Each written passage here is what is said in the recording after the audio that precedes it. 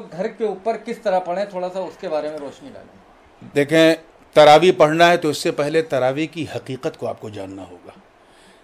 तरावी बिलाशुबहा सुन्नत मुअक्कदा है और ये रसूलुल्लाह सल्लल्लाहु अलैहि वसल्लम की बड़ी अजीमुश्शान सुन्नत है कि आप रमज़ान के महीने में चाँद निकलता था जब रमज़ान का, तब से लेकर शव्वाल का चाँद निकलने तक आप इशा की नमाज के बाद तरावी अदा करते थे।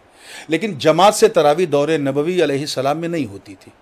उसके बाद सिद्दीक़ अकबर का ज़माना आया खिलाफत का, उनके ज़माने में भी तरावी जमात के साथ नहीं होती थी। हज़रत फ़ारूक़ आज़म का जब ज़माना आया तो एक अरसे तक उनके ज़माने में भी तरावी की नमाज जमात से नहीं होती थी। एक दिन ऐसा हुआ, ये उसदुल गाबा फ़ी मारिफ़त सहाबा की रवायत में पेश कर रहा हूँ और आसार सहाबा में भी मिलता है कि हज़रत उमर गुज़र रहे थे एक आबादी से, तो देखा कि मस्जिद के अंदर जमात के साथ नमाज हो रही है। आपने देखा कि इतनी ताख़ीर से इशा हो रही है, इशा का वक्त तो लोग पहले पढ़ लेते हैं। तो जब मुसल्ले से लोग फारिग हुए तो हज़रत उमर ने पूछा कि भाई कौन सी नमाज़ पढ़ रहे थे, क्या था? कहा हुज़ूर हम लोग तरावी जमात से पढ़ रहे थे।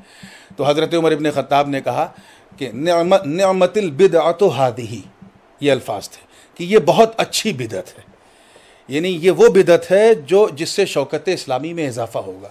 बस उसी दिन से तरावी की नमाज जमात के साथ उस पर इजमा हो गया उम्मत का।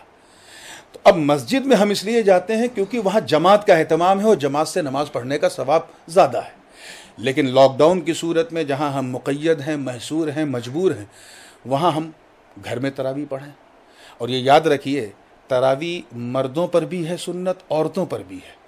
मस्जिद की वजह से होता क्या था, मर्द तो पढ़ते थे, औरतें नहीं पढ़ती थी।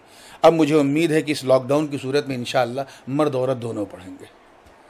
घर के ऊपर मतलब ये सवाल है मेरा कि घर के हाँ, घर के अंदर बिल्कुल पढ़ सकते हैं। आदमी हाँ हाफिज़ कुरान तो है नहीं कि किस तरीके से मतलब वो अपनी उसका तरीका ये है कि अगर उसे 2 सूरत याद है, सिर्फ 2 सूरत याद है, तो वो तरावी की 20 रकत पढ़ सकता है।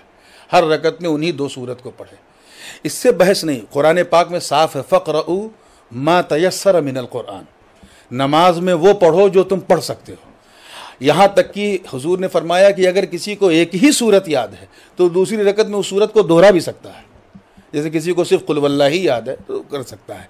जिस तरह हम मस्जिद में जमात कर सकते हैं, हम अगर हमारे घर में कोई हाफिज़ है और 2-3 कम से कम 2 मर्द अगर हैं और नमाज़ पढ़ा सकते हैं, तो घर में भी हम तरावी की जमात कर सकते हैं।